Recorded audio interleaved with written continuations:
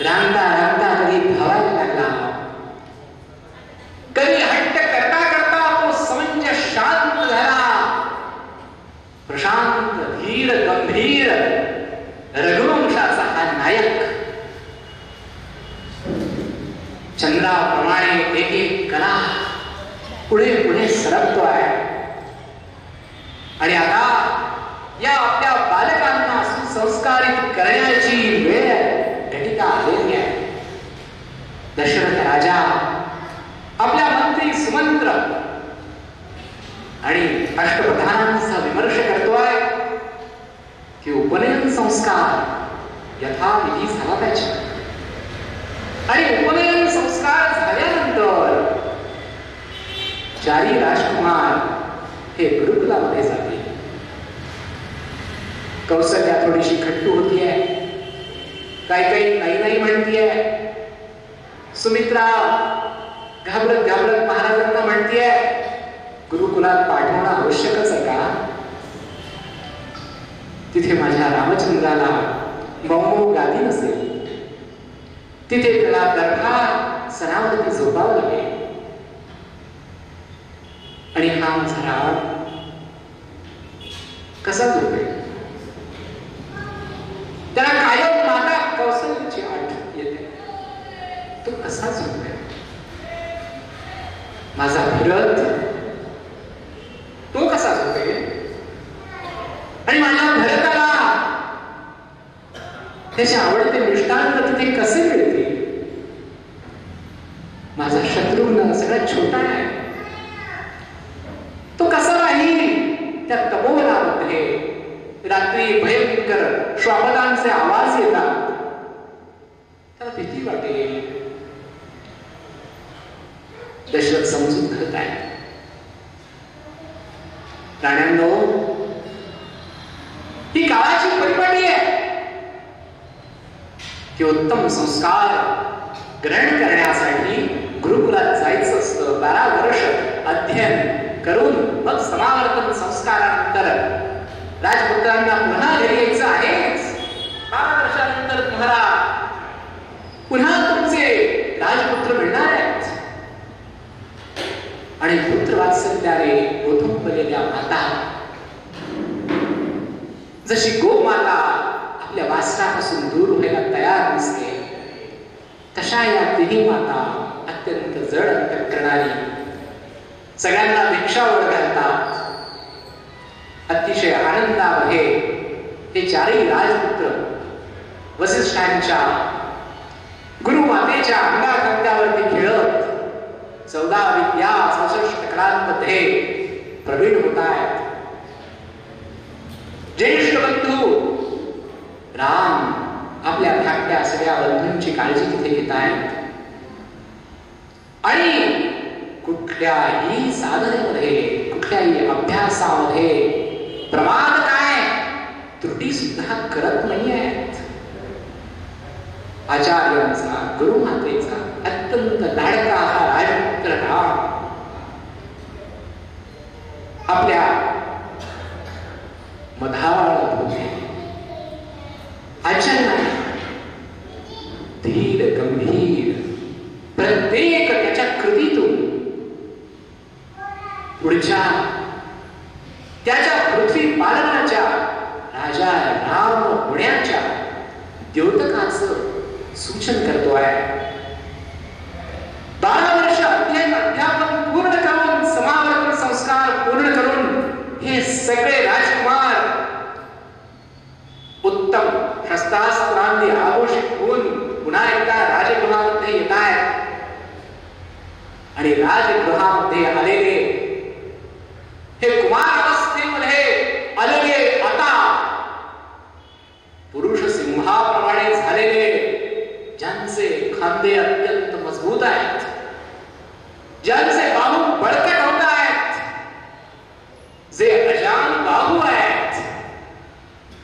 कसे प्रभू श्री रामचंद्र अजान बाहू आहेत, जे कमल नयन आहेत, ज्यांचा आवाज समुद्राप्रमाणे धीर गंभीर आहे.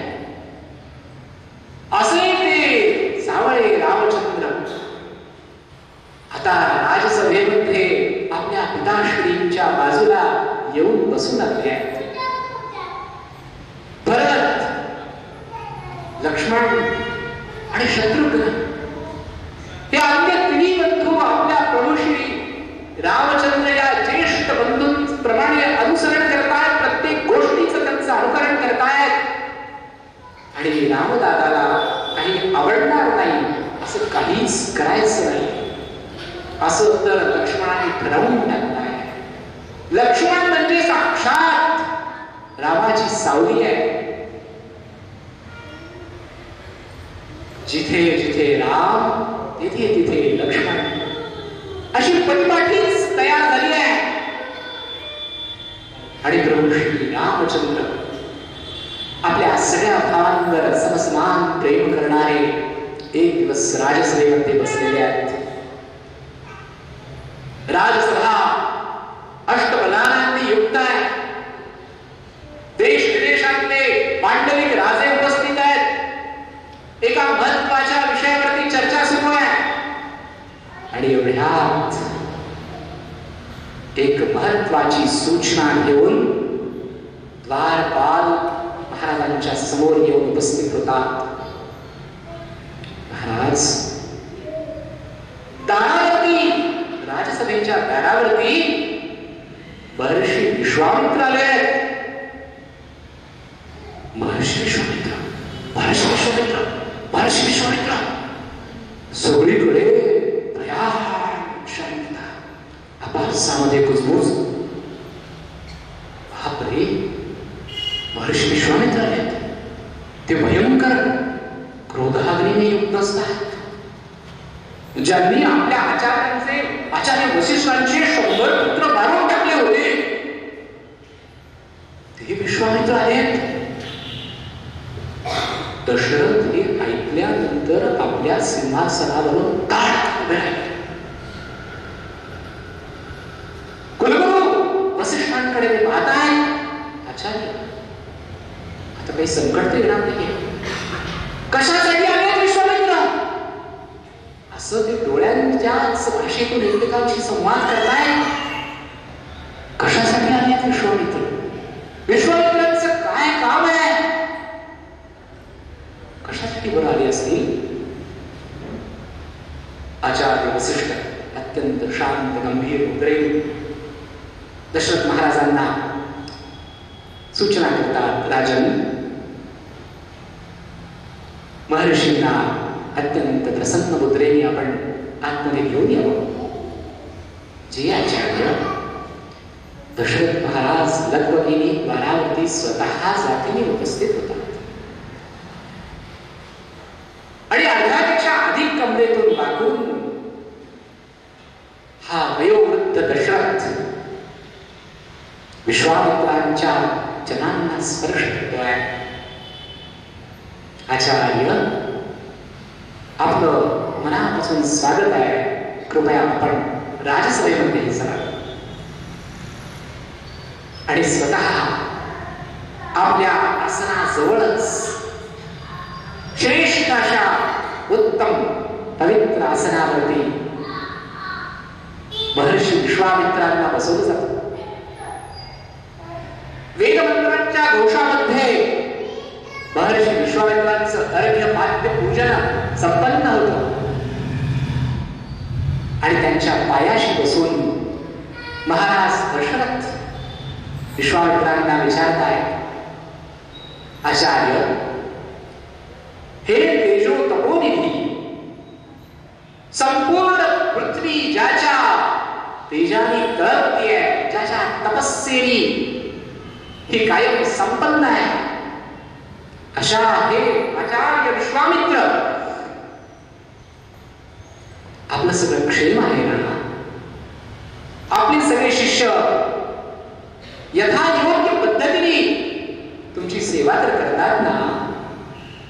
आपल्या तपोवनातले सगळे मृगशावक आनंदाने तृण मुखामध्ये धारण तर करतात ना?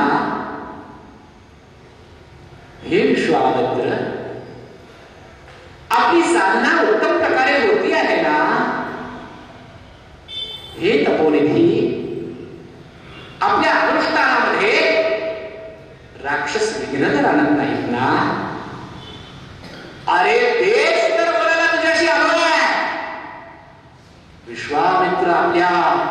तेजस्वी आणि गंभीर आवाजामध्ये दशरथ महाराजांच्या डोळ्यात डोळे घालून बोलतायत.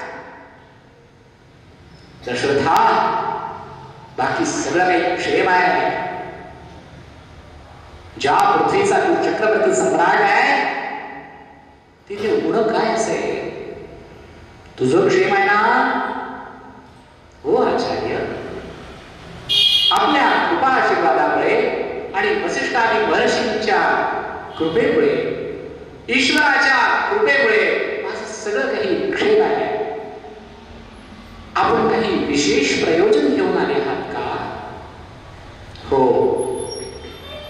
विशेष कारणानेच आलोय मी. काय हे विशेष प्रयोजन आचार्य?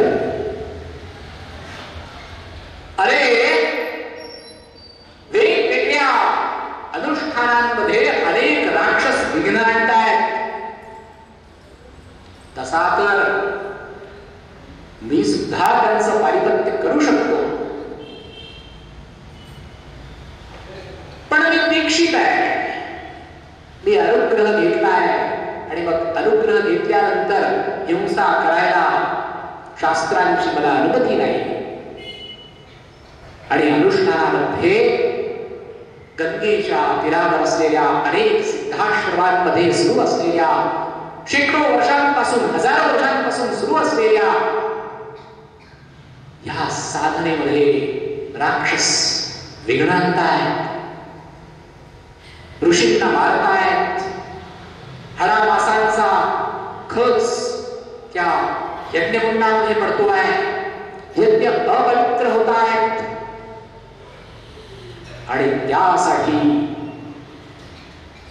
यज्ञाचं रक्षण करण्यासाठी तुझ्या ज्येष्ठ पुत्राला मी मागायला आलो आहे. तुझा ज्येष्ठ पुत्र राम मला दे दशरथा, तुझा ज्येष्ठ पुत्र मला दे, अशी करारी घोषणा केली आहे राजसभेमध्ये. कोण करारी घोषणा करताय? विश्वामित्र. महर्षी विश्वामित्र ते करारी कुलगुरू आहेत की जे क्षत्रिय कुलावंश आहेत. क्षत्रिय कुलामध्ये त्यांचा जन्म झाला होता, परंतु एका प्रसंगाने त्यांना ऋषी व्हायला बाध्य केलं. त्यानंतर ते राजऋषी झाले. वसिष्ठांच्या आश्रमामध्ये एकदा आपल्या संपूर्ण चतुरंग सेनेसह विश्वामित्र येऊन थांबले होते.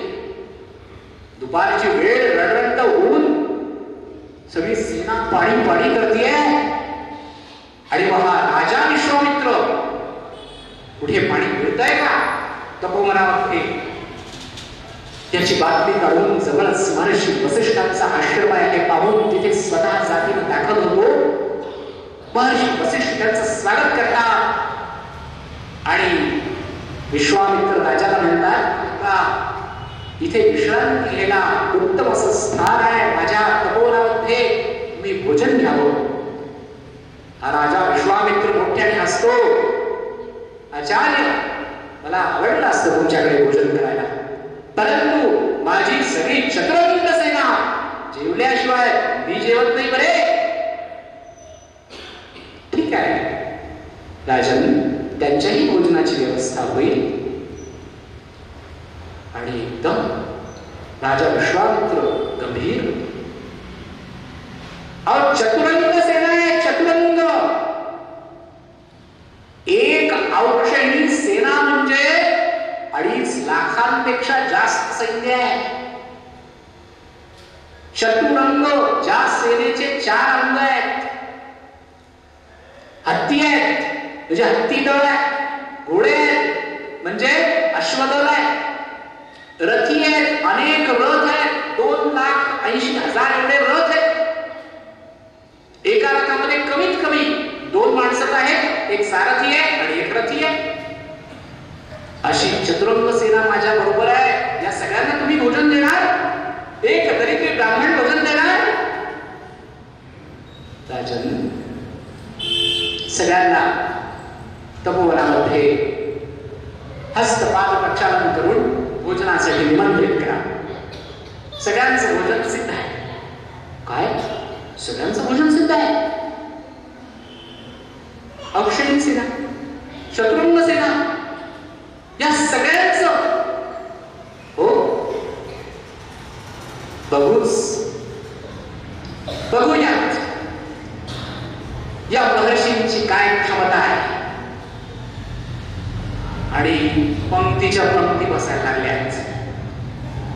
आणि नुसतं भोजन नाही, फक्त भंडारामध्ये आपण जसं बुंदी आणि खिचडी करतो आणि बसा गाव जेवण असं नाही आहे. स्वरुची भोजन आहे. ज्याला जे जे हवं ते बुफे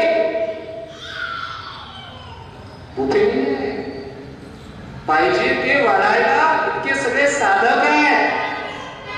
आणि सगळे साधक राजाच्या या चतुर्मुख सेनेला स्व इच्छा स्वरुची भोजन देत आहेत. लाखो सैनिक जेवायला बसले आहेत. आचार्य वसिष्ठ स्वतः म्हणतायत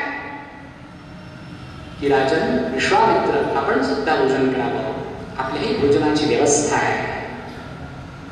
अनेक दृष्टांत ठिकाणी पर्वतासारखे गरम गरम आहे. आणि आता प्रश्न पडलाय विश्वामित्राला की इतके सगळे उत्तम उत्तम पदार्थ आणि क्षणार्धात तयार. जादू आहे का जादू? वसिष्ठ ऋषीकडे गुरुमातेकडे आतमध्ये स्वयंपाकघरात किचन मध्ये काय आहे? जादूचं भांड आहे का? इतक्या लाखो लोकांना भोजन. आणि फार वेळ शांत राहू शकत नाहीत राजा विश्वामित्र. आणि थेट आचार्य वसिष्ठांना विचारतात, या सगळ्याच्या मागे रहस्य काय आहे? आचार्य, हे सगळे जण एका वेळेला या वनामध्ये राजगृहात सुद्धा असे उत्तम उत्तम पदार्थ बनवायला कालावधी लागतो. तिथे हे क्षणार्धात तयार कसे? तयार आहेत नाही, पण कसे? तिथे साक्षात स्वर्गातून आलेली कामधेनू उपस्थित आहे. त्या कामधेनू मातेला, त्या गोमातेला विनंती केली आहे की आज आपल्या दारामध्ये अतिथी आले आहेत. ती गोमाता सगळ्यांचं पालन करणारी गोमाता आहे. त्या गोमातेला विनंती केली आहे की कोणाला उपाशी पाठवायचं नाही आहे. आणि ती गोमाता, ती कामधेनू आहे. ती कामधेनू हवं ते देते. आता हा क्षत्रिय राजा आहे. याची महत्वाकांक्षा जग जिंकण्याची आहे. चतुरंग सेनेला घेऊन सगळी पृथ्वी जिंकायला, पादाक्रांत करायला निघालाय. आणि सगळ्या पृथ्वीला जीव घालू शकेल इतका मोठा खजिना जर समोर दिसतोय, तर अजून कुठे आक्रमण करण्याची गरजच काय? विश्वामित्रांनी मागचा पुढचा काहीच विचार केला नाही आणि डायरेक्ट आक्रमण महर्षी वसिष्ठांवर. महर्षी, आपको क्या करनी है गोमाता? मुझे दे दीजिए. मुझे तो पृथ्वी का राज्य परिवहन करना है. इस तपोवन में इसकी क्या आवश्यकता है? ये कामधेनु मुझे चाहिए. महर्षि वसिष्ठ शांत आहे. राजन, ही कामधेनु माता तिच्या इच्छेने इथे आली आहे. मी तिला देऊ शकत नाही. तिची इच्छा आहे तोपर्यंत ती इथे तपोवनामध्ये राहील. आणि तिची इच्छा असेल त्यावेळेला ती तिच्या दिशेने निघून जाईल. परंतु तिला वाईट वाटेल असं आम्ही तपोवनातले ऋषीमुनी काही करत नाही. माझी हात जोडून तुम्हाला विनंती आहे की तुम्ही हा विचार त्यागावा. नामंजूर. विश्वामित्र राजा आहे. त्याला चक्रवर्ती सम्राट होण्याची महत्वाकांक्षा लागलेली आहे. आणि जण काही सागर बंधनातून उत्पन्न एक कामधेनू ही मला हवी आहे. महर्षी, मला हीच हवी आहे. नाही देणार. मी अशी अनुमती देऊ शकत नाही. सेनापती, कैद करा. कामधेनूला घेऊन चला.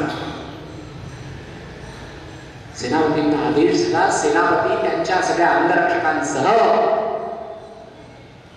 या कामधेनूपर्यंत जाऊन पोहोचले. तिचा दोर हातामध्ये घेतला आणि तिला ओढून फरफटून ते निघाले. गोमातेच्या डोळ्यातून घळा अश्रू व्हायला लागले. महर्षी वसिष्ठांचं मी काही वाईट केलं का?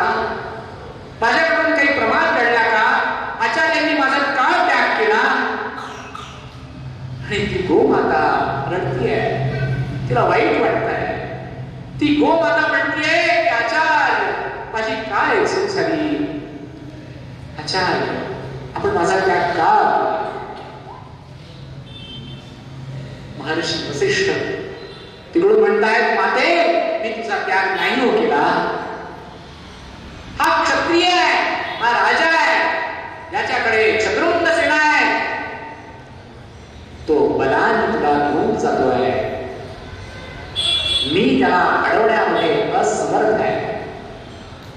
हे वाक्य कामधेनूला पुरेसं समजण्यासाठी संयुक्तिक होतं.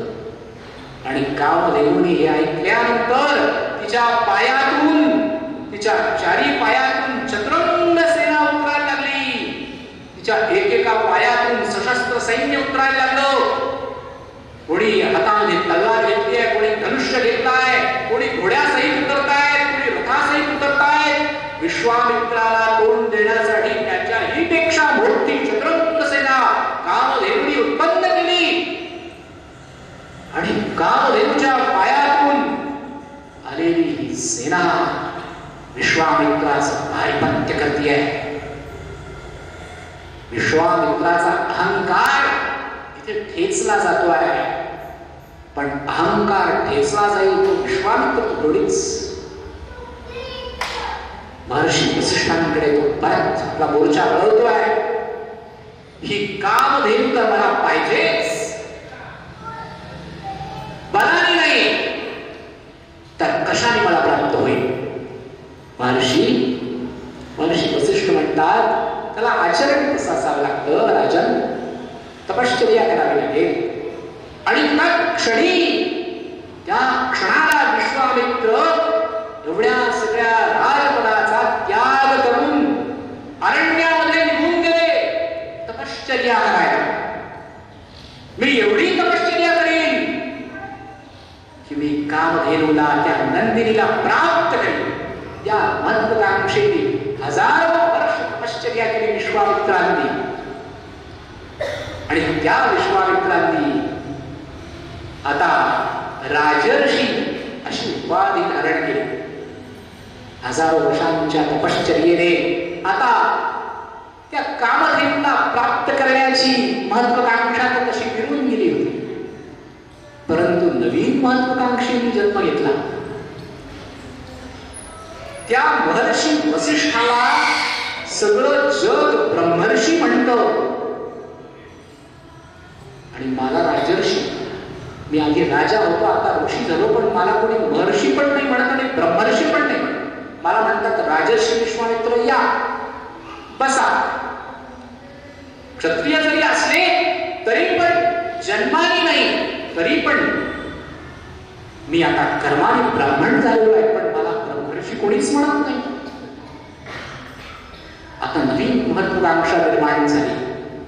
वसिष्ठांकडे गेले आणि एका यज्ञाच्या निमित्तानं याच रघुकुळामध्ये एक त्रिशंकू नावाचा राजा होता. त्या राजाला इच्छा निर्माण झाली सदेह वैकुंठाला जायचे, सदेह स्वर्गात जायचं म्हणे मला. आणि तो आला वसिष्ठांकडे, कारण कुलगुरु. वसिष्ठांना त्यांनी सांगितलं की आचार्य असा यज्ञ करा, स्वर्ग कामेष्टी यज्ञ करा माझ्यासाठी आणि मला सदेह स्वर्गात जायचं है. स्वर्ग में जाना है लेकिन इसी शरीर से जाना है, तो ऐसा कुछ करिए. महर्षी वसिष्ठांनी साफ नकार दिला. प्रकृतीच्या नियमांना आपण सगळेजण बाध्य आहोत. सदेह स्वर्गात जाण्याची कोणालाही अनुमती नाही. राजन, आपण हा विचार त्यागावा. आपण अनेक उत्तम यज्ञ करा या देहाचा त्याग करावा आणि आनंदाने स्वर्गारोहण करावं. मी आपला प्रत्येक यज्ञ करण्यासाठी बाध्य आहे, परंतु सगळे यज्ञाला माझी अनुमती नाही. आता आचार्य नाही म्हणतायत, तर हे सद्गृहस्थ त्यांच्या 100 मुलांकडे गेले आणि ज्येष्ठ पुत्राला सांगितलं की महर्षी वसिष्ठ नाही म्हणतायत, तुम्हाला खूप सगळं धन देतो, भरपूर गोधन देतो, सहस्त्र सुवर्णमुद्रा देतो, हवं तर पृथ्वीचा अर्ध राज्य पण देतो, पण तुम्ही सगळ्यांनी माझ्यासाठी असा यज्ञ करा स्वर्ग कामेष्टी आणि मला सदैव स्वर्गात पोहोचवा. मोठा पुत्र जो आहे महर्षी वसिष्ठांचा तो संताप, लाज वाटत नाही. आचार्यांनी नाही सांगितलं, कुलगुरूंनी नाही सांगितलं आणि तू आम्हाला लोभ दाखवतोयस त्यांच्याच पुत्रांना. त्यावेळेचे लोक सत्यवादी होते. आमच्या पिताश्रींनी सांगितलं ते ब्रह्मवाक्य आहे, ते तुझे आजचे कुलगुरू नाही आहे, तुझ्या आधीच्या अनेक पिढ्यांचे ते कुलगुरू आहे. तू लवकर इथून निघून जाणे, तुला शाप दे. म्हणून मात्र त्रिशंकू घाबरला. आता त्याच्या लक्षात आलं की मार्केटमध्ये नवीन एक आले जे अत्यंत तपस्वी आहेत आणि मग यांनी मोर्चा वळाला विश्वामित्रांकडे. विश्वामित्रांना म्हणाला, त्याला आधीच बातमी लागली होती की विश्वामित्र वसिष्ठ नाही जमत. वसिष्ठांनी नाही सांगितलं म्हणजे विश्वामित्र करणार.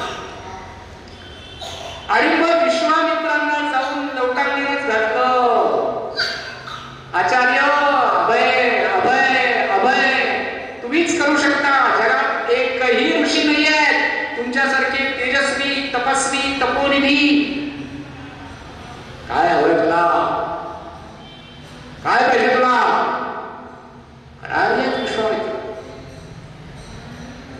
माझी सदैव स्वर्गाला जाण्याची इच्छा आहे. सदैव स्वर्गाला.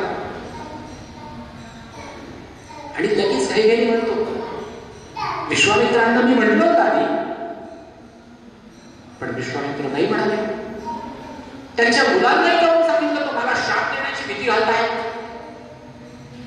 एवढी हिंमत त्यांची, त्यांना माहितीच नाही की विश्वामित्रांसारखे महान आचार्य हे माझ्यावर कृपा करणारे, माझ्यावर प्रेम स्नेह दाखवणारे आहेत. अरे काय तुम्ही 100 काही कामाचे नाही, तुम्ही नाही करत नका करू. माझे लाडके आचार्य विश्वामित्र मला सदैव स्वर्गाला देतील. तुमच्या पिताश्रींनी नाकारलं तरी काय झालं, तुम्ही नाकारलं तरी काय झालं? कुठल्याही शापातून मुक्त करण्याची क्षमता या महान तपोनिधी विश्वामित्रांमध्ये आहे. आचार्य तुम्ही द्या मला स्वर्गाला सदैव असा यज्ञ माझ्यासाठी करा. आणि मग विश्वामित्रांनी आधी पहिल्यांदा गेले त्या 100 पुत्रांकडे, का नाकारलं? आणि 100च्या 100 पुत्रांना मारून टाकलं वसिष्ठांची. तरीही महर्षी वसिष्ठ चंद्रप्रकाशासारखे शांत आणि शीतल आहे. काही बोलले, प्रतिशाप दिला नाही. एकदा शाप दिला की 12 वर्षाची तपश्चर्या संपली. महर्षी वसिष्ठांनी अनेकांना शाप दिला आणि मागची अनेक वर्षांची तपश्चर्या हाती मोड. पण वसिष्ठ शांत आहे आणि आता त्रिशंकूला स्वर्गामध्ये पाठवण्याचा घाट घातला आणि त्यांनी पृथ्वीवरच्या अनेक आचार्यांना बोलवलं आणि त्यांच्या मदतीने स्वर्गकामेष्टी यज्ञ सुरू केला. आणि हा त्रिशंकू हळूहळू हळूहळू चाललाय वरती, चाललाय चाललाय चाललाय, सदेह स्वर्गाला जायला लागला. आचार्य विश्वामित्र साधे सुधे ऋषी नाहीये, सशरीर तो निघाला, स्वर्गात प्रवेश केला. आणि इंद्रदेवाने सांगितलं, अरे भयंकर दुर्गंध येतोय, पृथ्वीवरची घाण, प्रकृतीजन्य काहीतरी इथे कसं काय आहे? द्वारपालाने सांगितलं, शोध करा. द्वारपालांनी सांगितलं का पुस्तकोत्पन्न त्रिशंकू महाराजांसाठी आचार्य विश्वामित्रांनी सर्व कामेष्टी यज्ञ केला आणि त्यांनी सभेला आत्ताच प्रवेश केला. लोटून द्या, लोटून द्या खाली. इंद्राने आदेश दिला आणि सैनिकांनी दिला लोटून खाली. तो जो खाली आला जोरात, जसा वरती गेला होता त्याच्या दुप्पट वेगाने खाली आणि ओरडतोय मेलो मेलो मेलो मेलो चाललो पर गया आचार्य विश्वामित्र मुझे बचाइए मुझे बचाइए मुझे बचाइए. हाताय आचार्य त्रिशंको वैरको आणि दर्भांनी त्यांनी एक एक दर्भ फेकले आचार्य विश्वामित्र. त्या दर्भांची एक प्रचंड शलाका काढी तयार झाली आणि त्यांनी वरच्या वर आपण पतंग उडवतो संक्रांत तसा बरोबर करून लावला, खालून टेकला. जो वरती पण नाही आणि जो खाली पण नाही, जो ना आकाशात ना जमिनीवरचा, जो मधलाच आहे त्याला त्रिशंकू. आता राजकारणात हा शब्द का वापरायला लागले, त्रिशंकू. आणि तिथूनही विश्वामित्रांचा अहंकार संपला नाही. त्यांनी देवतांशी भांडण केलं, त्यांनी पुन्हा यज्ञांची शक्ती वाढवली, प्रजापिता ब्रह्मदेवांपर्यंत खटला गेला आणि शेवटी विश्वामित्रांना सांगितलं प्रकृतीला बाध्य होईल अशा गोष्टी करायच्या नाही. तुमच्या तपश्चर्येला आम्ही मान्यता देतो, तुमची तपश्चर्या महान आहे आणि तुमच्या तपश्चर्येला आमचं पूर्ण अनुमोदन आहे. ते एकमेव ब्रह्मर्षी वसिष्ठ, सगळेजण त्यांना ब्रह्मर्षी म्हणतात आणि मला राजर्षी, आता महर्षी, पण मला ब्रह्मर्षी कोणी म्हणत नाही. अहो तुम्ही ब्रह्मतत्वाला जाणून घेतलाय. ब्रह्मजानाति ते ब्राह्मणः, जो ब्रह्माला जाणतो तो ब्राह्मण. तुम्ही ब्रह्माला जाणून घेतलेला आहे. तुम्ही एकदा महर्षी वसिष्ठांना जाऊन भेटाल. मोठा परशु घेतला विश्वामित्रांनी, वेगळा खांद्यावर टाकून आणि महर्षी वसिष्ठांच्या आश्रमात आले. पौर्णिमेचा चंद्र, रोहिणी तारांगणामध्ये नभांगणामध्ये स्वच्छंद विहार करतायत आणि आपल्या पत्नी बरोबर महर्षी वसिष्ठ त्या आसनतामध्ये पाहत बसलेले आहेत. त्यांना कल्पनाच नाहीये की पाठीमागे साक्षात काळ येतो आहे. तर ते म्हणतायत प्रिये, हे चांगलं बघ, हा चंद्राचा शीतल प्रकाश बघ, हा साक्षात त्या ब्रह्मर्षी विश्वामित्रांच्या ज्ञानाप्रमाणे आहे. ब्रह्मर्षी विश्वामित्रांच्या ज्ञानाप्रमाणे हा शीतल प्रकाश आहे. हे वाक्य कानावर पडताच विश्वामित्रांचा अहंकार गळून पडतो, हातातलं शस्त्र खाली पडतं आणि संपूर्ण सरेंडर, संपूर्ण शरणागती महर्षी वसिष्ठांच्या पायावरती ते डोकं ठेवतात. महर्षी मला क्षमा करा, तुमच्या 100 पुत्रांचा मी वध केला, परंतु तुम्ही मला शाप दिला नाही. असे तुम्ही महर्षी वसिष्ठ आहात आणि तुम्ही इतकं मी वाईट वागल्यानंतर सुद्धा तुम्ही मला ब्रह्मर्षी म्हणता आहात. मी भरून पावलो, मी धन्य झालो. आता जीवनामध्ये काहीही मिळवायचं शिल्लक नाही. ते महर्षी विश्वामित्र दशरथ राजाच्या शेजारी बसून म्हणतायत, दशरथा तुझा ज्येष्ठ पुत्र दे. सगळ्या ज्ञानवंतांच्या डोळ्यासमोरून हा चित्रपट झरझर झरझर झरझर झरझर पुढे सरकला आहे. आणि आता प्रभू श्री रामचंद्रांना पाठवायचं का नाही पाठवायचं? बाप रे, त्या पित्याच्या पोटामध्ये भीतीचा गोळा आलेला आहे. जसा रडायला लागलाय दशरथ राजा पायावरती लोटांगण घातलं विश्वामित्रांच्या आणि म्हणाले की मला घेऊन चला. त्या किती भयंकर राक्षस आहेत ते. ती ताटिका नावाची जी राक्षसी आहे तिच्यामध्ये 1000 हत्तींचं गोळ आहे. 1000 हत्ती. आणि माझा हा छोटासा राम त्याचं अजून मी कोण कौतुक केलं नाही. त्याला मला बासुंदी भरवायची आहे, बच्चू हलवायची, महेश्वरची गुलाबजाम अजून मी खाऊ घातली नाही त्याला, महेश्वरची मिसळ अजून त्यांनी चाखलेली नाही.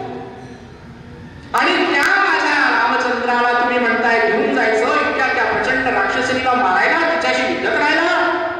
तो मारीच इतका भयंकर आहे, इतका भयंकर राक्षस आहे.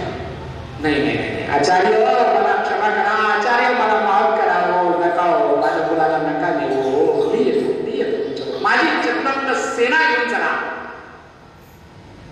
पण माझ्या रामाला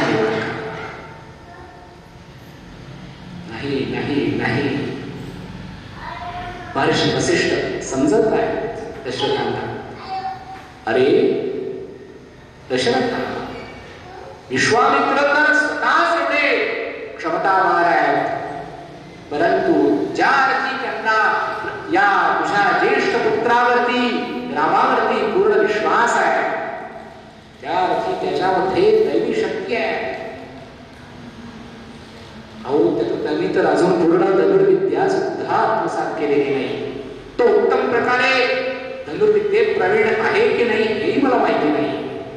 त्या रामाला मी कसं देऊ? तुम्ही निश्चिंत व्हा राजन, रामाला आणि लक्ष्मणाला दोघांनाही द्या. विश्वामित्र म्हणाले, दशरथा पुन्हा विचार कर. नाही नाही म्हणतोयस. आजपर्यंत या इक्ष्वाकु कुळामध्ये, या ककुत्स्थ कुळामध्ये एकही राजा आपल्या वचनापासून मागे फिरलेला नाही आहे. रघुवंशाचं वैशिष्ट्य आहे, प्राण जाए वचन न जाए. आणि तू आधी माझ्या क्षेम कुशलाच्या गोष्टी करत होतास, तुम्हाला काय हवं नको ते विचारत होतास. आता मी मागितलं आणि तू नाही म्हणतोयस. कलंक लागेल तुझ्या सगळ्या पूर्वजांना, रघुवंशाला. पुनश्च विचार कर. महर्षी वसिष्ठ प्रसन्न आहे. ते हसून दशरथाकडे अनुमोदन देतात आणि विश्वामित्र ताडकन आपल्या आसनावरून उभे राहिले आहेत. ठीक आहे दशरथा, लागू दे कलंक या रघुवंशाला, कळू दे सगळ्या पृथ्वीला. मागच्या 38 पिढ्यांनी जे पाप केलं नाही ते तू केलायस. हा सांगतो मी. नाही आचार्य, जाऊ नका, मी तयार आहे. मी माझ्या दोन्ही सुकुमारांना तुमच्या बरोबर देतो आहे. आणि विश्वामित्र आता प्रभू श्री रामचंद्रांना आणि लक्ष्मण भैयांना बरोबर घेऊन ताटिकेच्या वधासाठी आणि अनेक राक्षसांच्या वधासाठी राजसभेतून घेऊन निघाले. सियावर प्रभु रामचंद्र की जय, पवन सुत हनुमान की जय. जय श्री राम. या रसाळ वधाळ श्री रामकथेचं पहिलं पुष्प आज आपण इथे गुंफलं नाही. साक्षात प्रभू श्री राम जिथे उपस्थित आहे. बंड्याराम मंदिराची कथा कदाचित आपल्या सगळ्यांना माहिती असेलच. रुपाली जोशीताई साक्षात कोकणातून ही कथा ऐकण्यासाठी आलेल्या आहेत. आपल्या छोट्या बालिकेला बरोबर घेऊन तिच्यावर प्रभू श्री रामचंद्रांचे संस्कार व्हावे यासाठी आपण आपल्या सगळ्या ज्यांचं कल्याण व्हावं असं वाटतं अशा सगळ्या जवळपासच्या मित्रांना किमान एकेकाला बरोबर उद्या ही रसाळ कथा आणण्याचं दायित्व तुमच्यावर आहे असं मी म्हणणार नाही. तुम्ही सुज्ञ आहात, तुम्ही ठरवायचं. प्रभू श्री रामचंद्रांची आरती आपण करणार आहोत आणि पुढच्या कथेचा विचार आपण उद्या करूया. देशा तीरावर असलेल्या अनेक सिद्धाश्रमांमध्ये सुरू असलेल्या शेकडो वर्षांपासून हजारो वर्षांपासून सुरू असलेल्या या साधनेमध्ये राक्षस विघ्न आणतायत, ऋषींना मारतायत, हरामासांचा खच त्या यज्ञकुंडामध्ये पडतो आहे, यज्ञ अपवित्र होत आहेत आणि त्यासाठी यज्ञाचं रक्षण करण्यासाठी तुझ्या ज्येष्ठ पुत्राला मी मागायला आलो आहे. तुझा ज्येष्ठ पुत्र राम मला दे दशरथा, तुझा ज्येष्ठ पुत्र मला दे अशी करारी घोषणा केली आहे राजसभेमध्ये. कोण करारी घोषणा करताय? महर्षी विश्वामित्र. महर्षी विश्वामित्र ते करारी कुलगुरू आहेत की जे क्षत्रिय कुलावंश आहेत. क्षत्रिय कुलामध्ये ज्यांचा जन्म झाला होता, परंतु एका प्रसंगाने त्यांना ऋषी व्हायला बाध्य केलं. त्यानंतर ते राजऋषी झाले. वसिष्ठांच्या आश्रमामध्ये एकदा आपल्या संपूर्ण चतुरंग सेनेसह विश्वामित्र येऊन थांबले होते.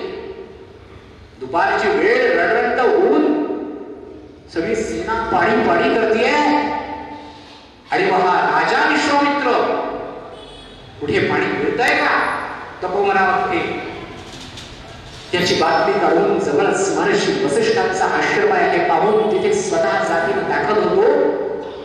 महर्षी वसिष्ठ त्यांचं स्वागत करतात आणि विश्वामित्र राजाला म्हणतात का इथे विश्रांती घ्यायला उत्तम असं स्थान आहे, माझ्या तपोवनामध्ये तुम्ही भोजन घ्यावं. हा राजा विश्वामित्र मोठ्याने हसतो. आचार्य, मला आवडलं असतं तुमच्याकडे भोजन करायला, परंतु माझी सगळी चतुरंग सेना जेवल्याशिवाय मी जेवत नाही बरे. ठीक आहे राजन, त्यांच्याही भोजनाची व्यवस्था होईल. आणि एकदम राजा विश्वामित्र गंभीर. और चतुरंग सेना आहे, चतुरंग. एक औक्षणी सेना म्हणजे 2.5 लाखांपेक्षा जास्त सैन्य आहे. चतुरंग ज्या सेनेचे 4 अंग आहेत. हत्ती आहेत म्हणजे हत्ती दळ आहे, घोडे आहेत म्हणजे अश्वदल आहे, रथी आहेत, अनेक रथ आहेत, 2,80,000 एवढे रथ आहेत. एका रथामध्ये कमीत कमी 2 माणसं आहेत, एक सारथी आहे आणि एक रथी आहे. अशी चतुरंग सेना माझ्या बरोबर आहे. या सगळ्यांना तुम्ही भोजन देणार? एक दरिद्री ब्राह्मण भोजन देणार? राजन, सगळ्यांना तपोवनामध्ये हस्तपाद प्रक्षालन करून भोजनासाठी निमंत्रित करा. सगळ्यांचं भोजन सिद्ध आहे. काय? सगळ्यांचं भोजन सिद्ध आहे? औक्षणी सेना, चतुरंग सेना, या सगळ्यांचं हो बघूयात या महर्षींची काय क्षमता आहे. आणि पंक्तीच्या पंक्ती बसायला लागल्यात. आणि नुसतं भोजन नाही, फक्त भंडारामध्ये आपण जसं बुंदी आणि खिचडी करतो आणि बसा गाव जेवण असं नाही आहे. स्वरुची भोजन आहे. ज्याला जे जे हवं ते बुफे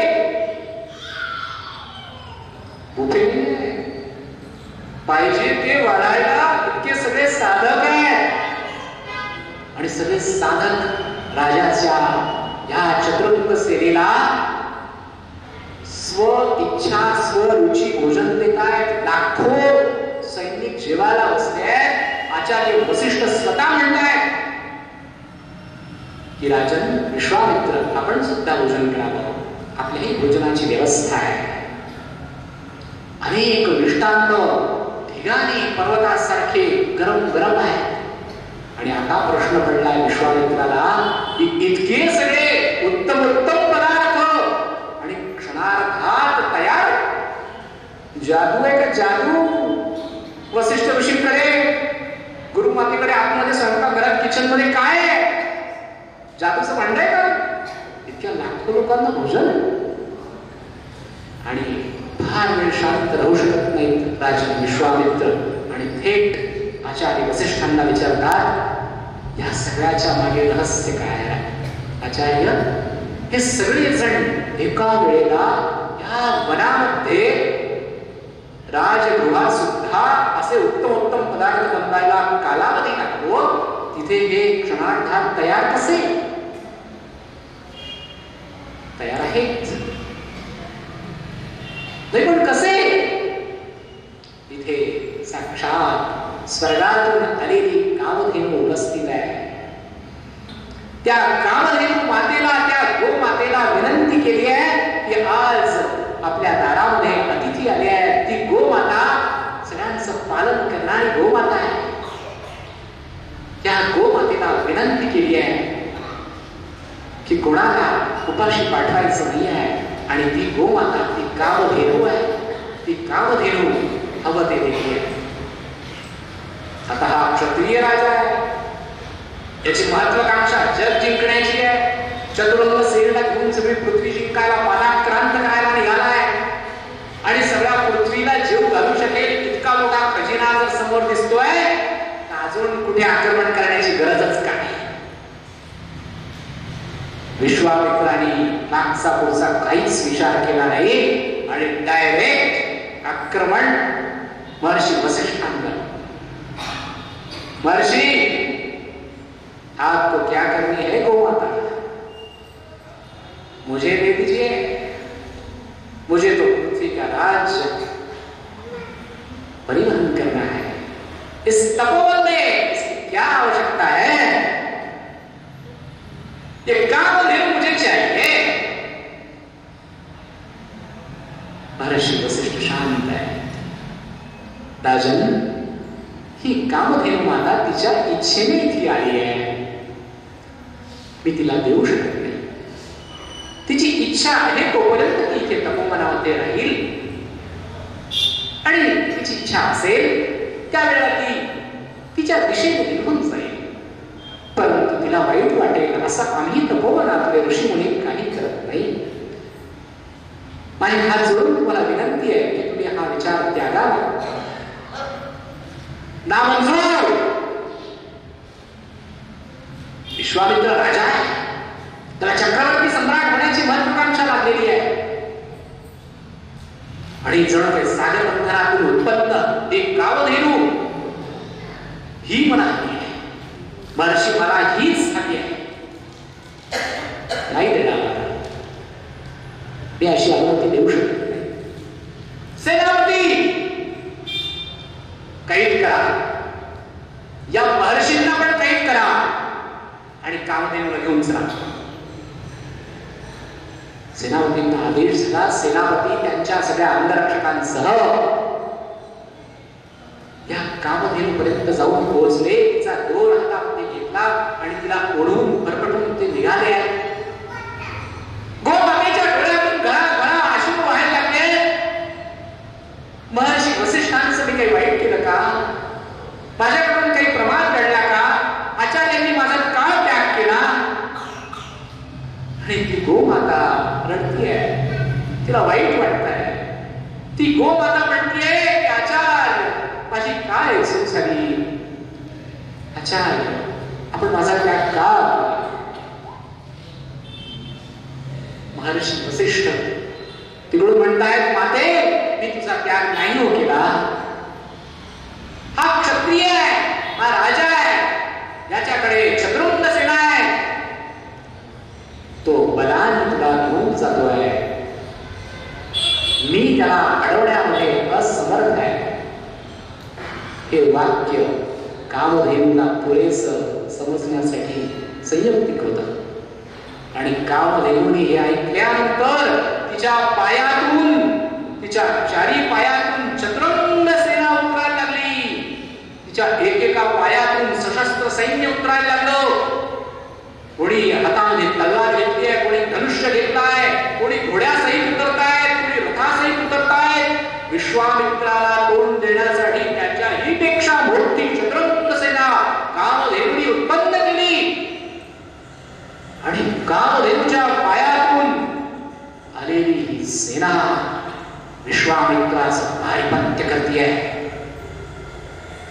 विश्वामित्राचा अहंकार इथे ठेचला जातो आहे. पण अहंकार ठेचला जाईल तो विश्वामित्र थोडीच. महर्षी वसिष्ठांकडे तो परत आपला मोर्चा वळवतो आहे. ही कामधेनू तर मला पाहिजेच,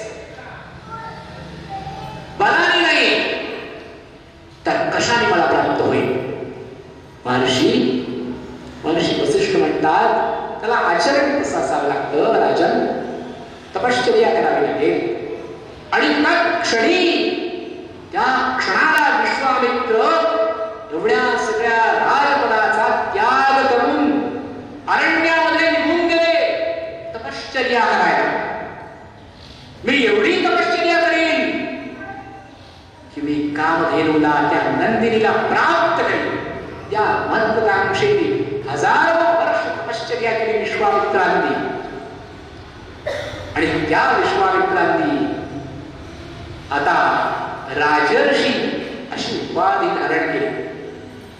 हजारो वर्षांच्या तपश्चर्येने आता त्या कामधेनूला प्राप्त करण्याची महत्वाकांक्षा तशी विरून गेली होती. परंतु नवीन महत्वाकांक्षेने जन्म घेतला. त्या महर्षी वसिष्ठाला सगळं जग ब्रह्मर्षी म्हणतं आणि मला राजर्षी.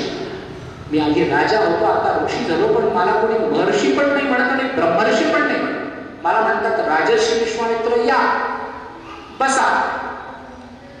क्षत्रिय जरी असले तरी पण जन्माने नाही, तरी पण मी आता कर्माने ब्राह्मण झालेलो आहे, पण मला ब्रह्मर्षी कोणीच म्हणत नाही.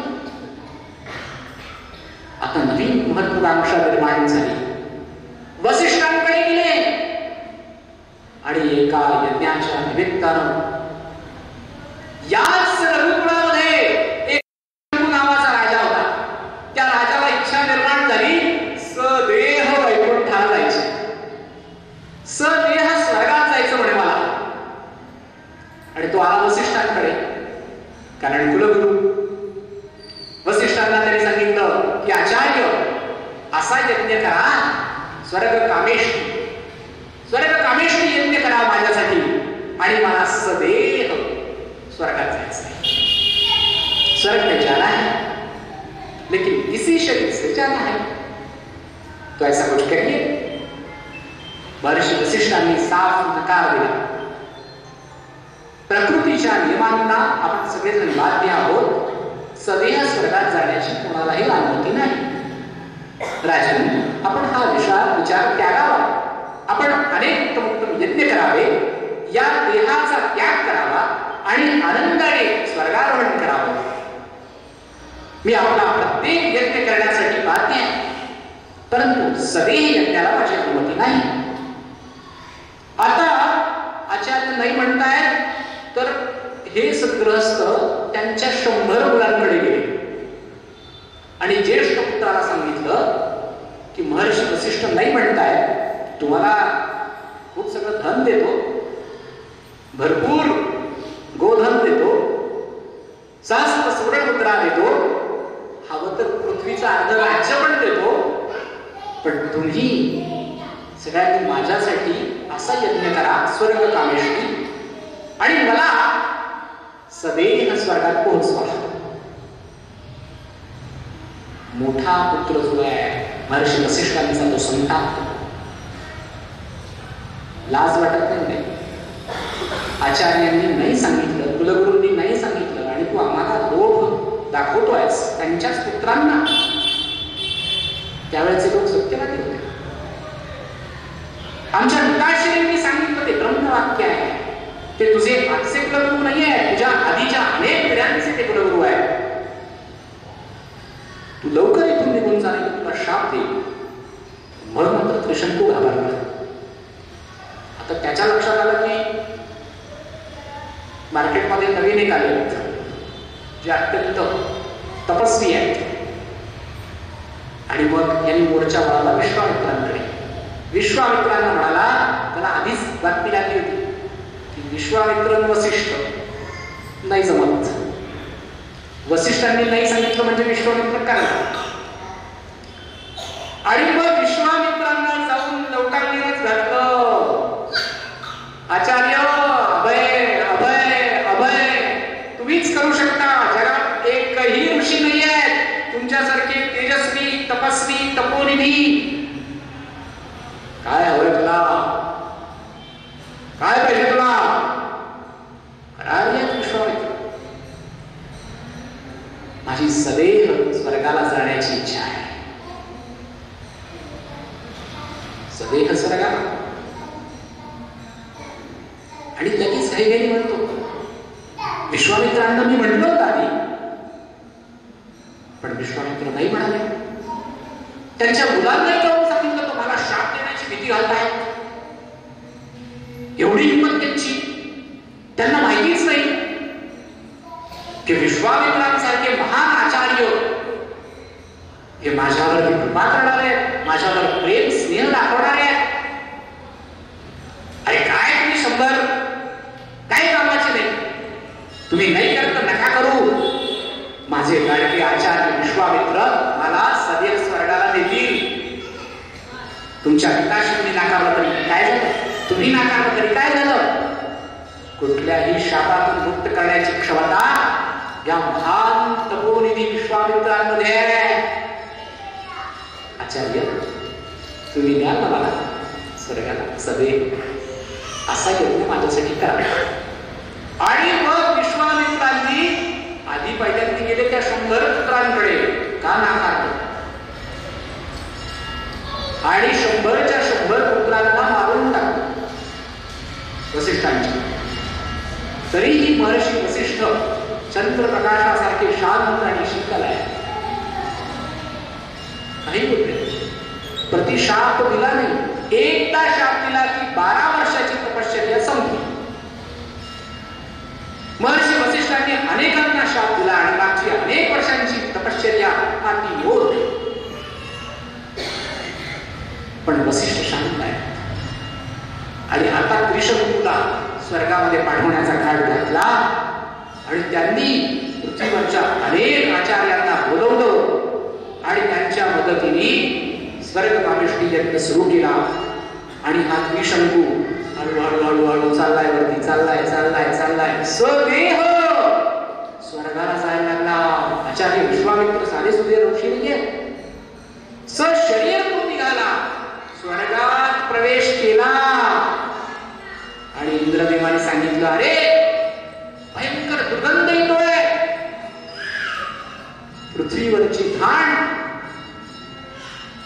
प्रकृतीजन्य काहीतरी इथे कसं काय आहे. द्वारपालाने सांगितलं शोध करा. द्वारपालाने सांगितलं कपुस्तकुलोत्पन्न त्रिशंकू महाराजांसाठी आचार्य विश्वामित्रांनी स्वर्गकामेष्टी यज्ञ केला आणि त्यांनी सदैव आत्ताच प्रवेश केला. लोटून द्या, लोटून द्या खाली.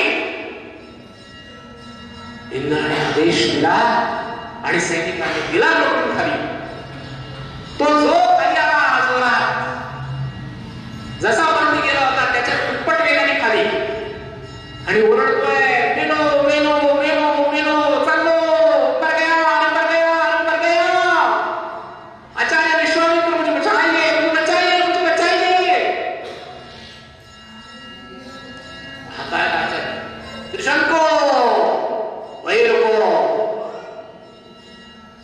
आणि दर्भांनी त्यांनी एक एक दर्भ फेकले असे आचार्य विश्वामित्र.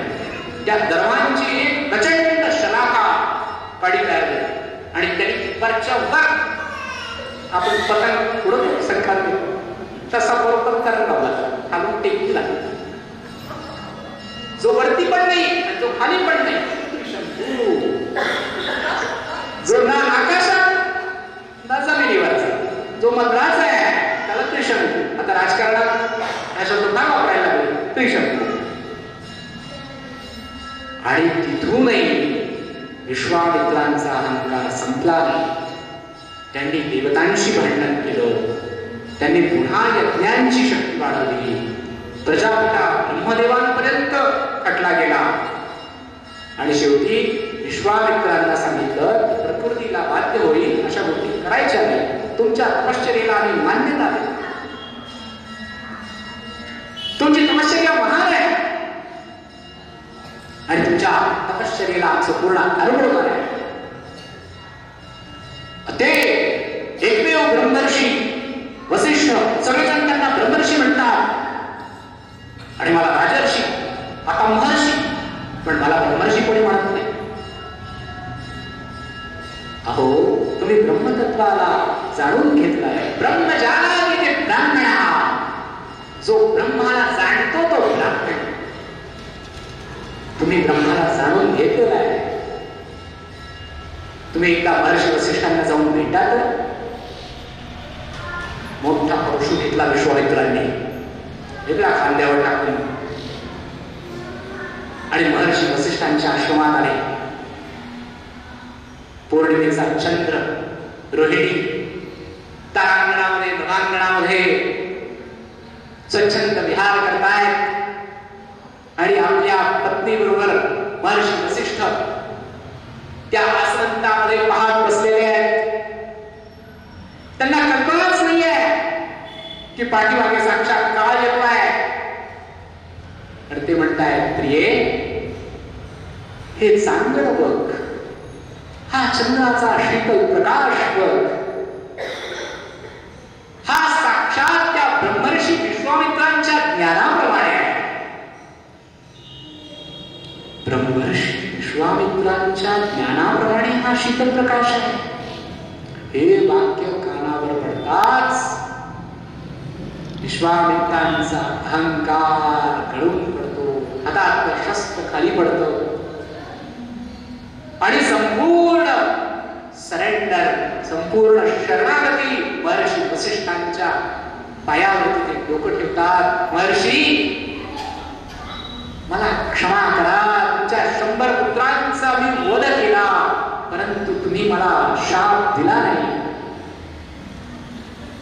असे तुम्ही महर्षी वसिष्ठ आहात आणि तुम्ही इतकं मी वाईट वागल्यानंतर सुद्धा तुम्ही मला ब्रह्मर्षी म्हणता आहात. मी भरून पावलो, मी धन्य झालो. आता जीवनामध्ये काहीही मिळवायचं शिल्लक नाही. ते महर्षी विश्वामित्र दशरथ राजाच्या शेजारी बसून म्हणतायत, दशरथा, तुझा ज्येष्ठ पुत्र दे. सगळ्या ज्ञानवंतांच्या डोळ्यासमोरून हा चित्रपट झर झर झर झर झर झर झर झर पुढे सरकत आहे. आणि आता प्रभू श्री रामचंद्रांना पाठवायचं का नाही पाठवायचं? बाप रे,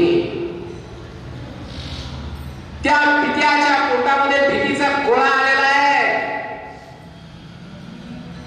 जसा रडायला लागलाय दशरथ राजा, पायावरती लोटांगण घातलं विश्वामित्रांच्या आणि म्हणाले की मला घेऊन चला. त्या किती भयंकर राक्षस आहेत ते. ती ताटिका नावाची जी राक्षसीने तिच्यामध्ये 1000 हत्तींचं गोळ आहे. 1000 हत्ती. आणि माझा हा छोटासा राम, त्याचं अजून मी कोण कौतुक केलं नाही. त्याला मला बासुंदी भरवायची आहे, बच्चू हलवायची, महेश्वरची गुलाबजाम अजून मी खाऊ घातली नाही त्याला, महेश्वरची मिसळ अजून त्यांनी चाकलेली नाही. आणि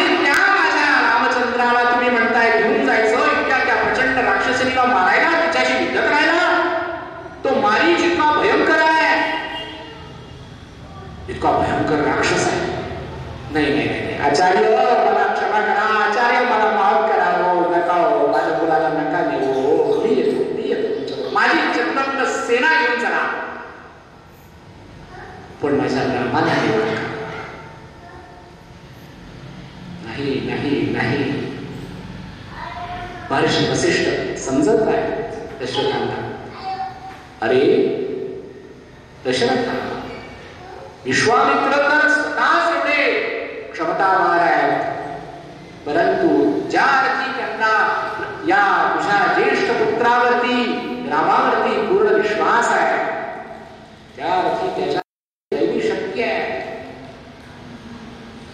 अहो त्यांनी तर अजून पूर्ण धनुर्विद्या सुद्धा आत्मसात केलेली नाही. तो उत्तम प्रकारे धनुर्विद्येत प्रवीण आहे की नाही हेही मला माहिती नाही. त्या रामाला मी कसं देऊ? तुम्ही निश्चिंत व्हा राजन, रामाला आणि लक्ष्मणाला दोघांनाही द्या. विश्वामित्र म्हणाले, दशरथा पुन्हा विचार कर. नाही नाही म्हणतोयस. आजपर्यंत या इक्ष्वाकु कुळामध्ये, या ककुत्स्थ कुळामध्ये एकही राजा आपल्या वचनापासून मागे फिरलेला नाही आहे. रघुवंशाचं वैशिष्ट्य आहे, प्राण जाए वचन न जाए. आणि तू आधी माझ्या क्षेम कुशलाच्या गोष्टी करत होतास, तुम्हाला काय हवं नको ते विचारत होतास. आता मी मागितलं आणि तू नाही म्हणतोयस.